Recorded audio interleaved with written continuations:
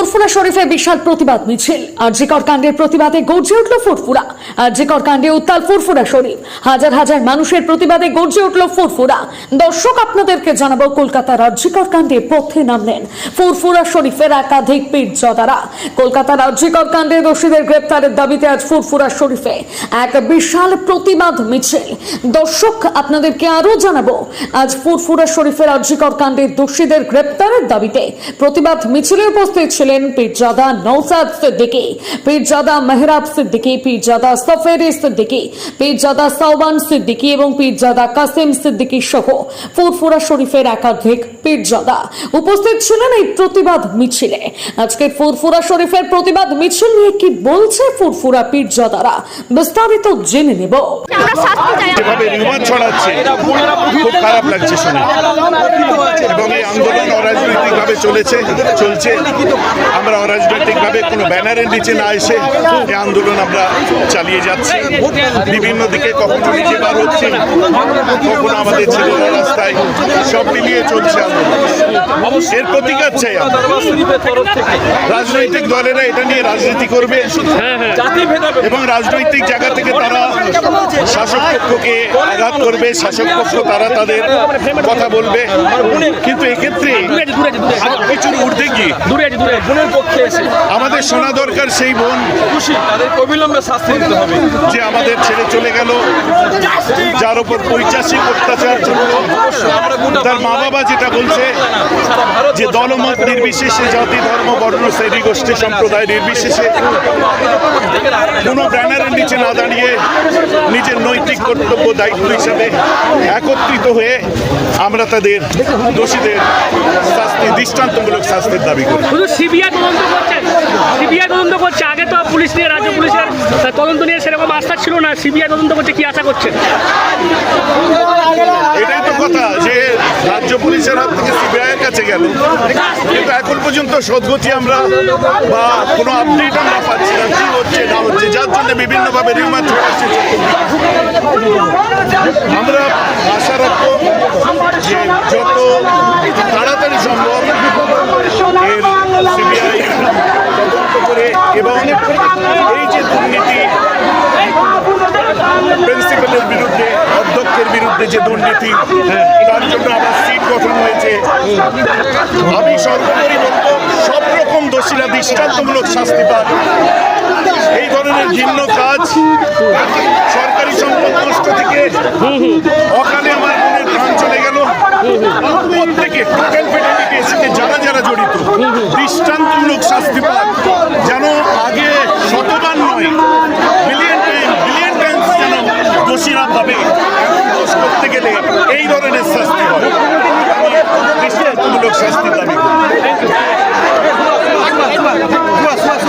শাস্তি দিতে হবে, না হলে আমাদের প্রতিবাদ চলবে, দেশবাসীর কাছে আর্জি করবো, আপনারা প্রতিবাদে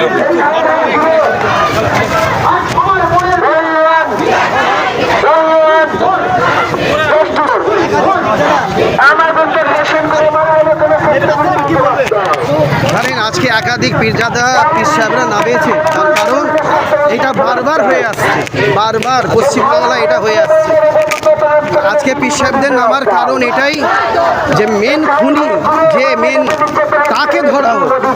কেন্দ্রীয় সরকারের কাছে, রাজ্য সরকারের কাছে আমার একটাই দাবি যে মেন খুনি তাকে ধরা হোক এবং তাকে উপযুক্ত শাস্তি দেওয়া হোক। আগামী দিন পশ্চিমবাংলায় এরকম ঘটনা যাতে না ঘটে, আর উপযুক্ত যদি শাস্তি হয়, আগামী দিন পশ্চিমবাংলায় ঘটনা ঘটবে না। আবু সিদ্দিককে মারলো, তার বিচার হয়নি। মুখ্যমন্ত্রী এই নিয়ে আজকে নিজেদের পথে নামছে, কার বিরুদ্ধে তিনি পথে নামছে? তিনি তো পুলিশ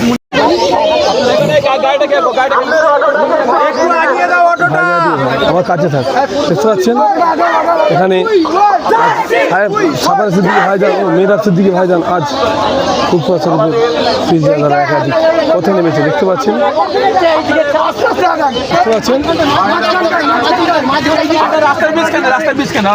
মিডিলে আসো, আমার সঙ্গে থাক।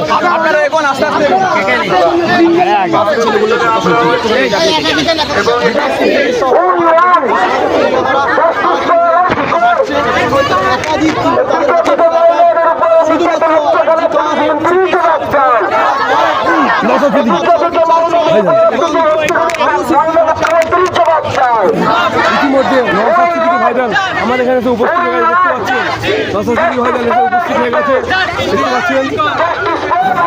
ইতিমধ্যে নওশাদ সিদ্দিকী ভাইজান, সাফারি সিদ্দিকী ভাইজান ও মেহরাজ সিদ্দিকী ভাইজান এখানে এসে উপস্থিত হয়ে গেছে, দেখতে পাচ্ছেন।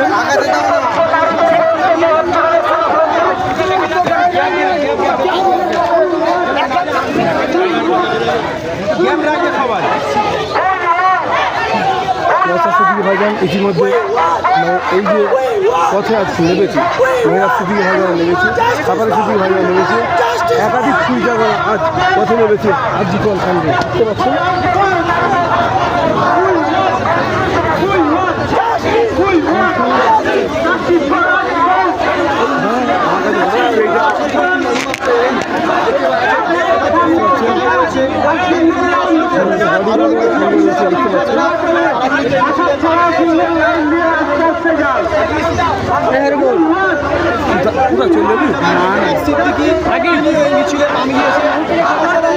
দেখাবার চেষ্টা করবো।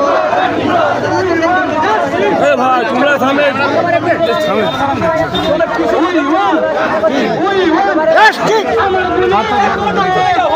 এত ব্যস্ত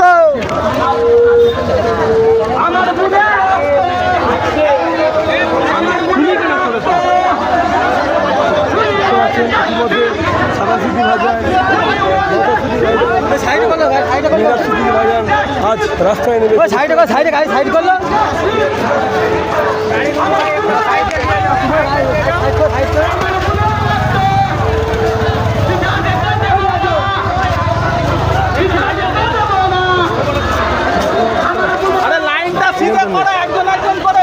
এই গ্যাপটাই ঢোকে, হ্যাঁ এটা ছাড়ো, সিধে রাখবি, হ্যাঁ উপর দিকে ধর একটু, কাঁপে না জানো।